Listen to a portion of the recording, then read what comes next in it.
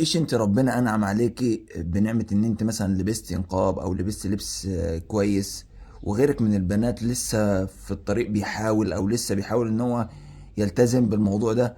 كل ما تشوفيها: ايه يا بنت اللي انت لابساه ده؟ ايه ده؟ ما ينفعش وكده بنفس الطريقة دي. على النقيض الناحية التانية بقى من الولاد، تلاقي مثلا ما شاء الله ربنا كرمه كده ولبس الجلابية والتزم والتحى وبتاع، وابتدى يدخل الجامع بعد ما كانش بيركع ركعة، وممكن يكون كان بيعمل حاجات وحشة كتير فربنا كرمه. تبص تلاقي اول ما يشوف حد من الشباب اللي لسه بيحاول، مش هقول ان هو مش ملتزم، هقول ان هو بيحاول، تبص تلاقيه بيبص له كده: ايه يا ابني اللي انت بتعمله ده؟ معلش ثواني، هو انت فاكر اللي انت فيه ده شطارة منك؟ ربنا لو ما كانش عايز ان انت تبقى كده، مسيرك في يوم من الايام هتلف عليك الدايرة وترجع زي ما كنت الاول. اقسم لكم بالله انا كنت واحد من الناس اللي بعمل نفس الحركه دي، وكان غلط مني، وربنا ابتلاني بان انا بقيت بعمل حاجات غلط، نفس الحاجات اللي كنت بعلق عليها على الناس كنت انا بقيت بعملها.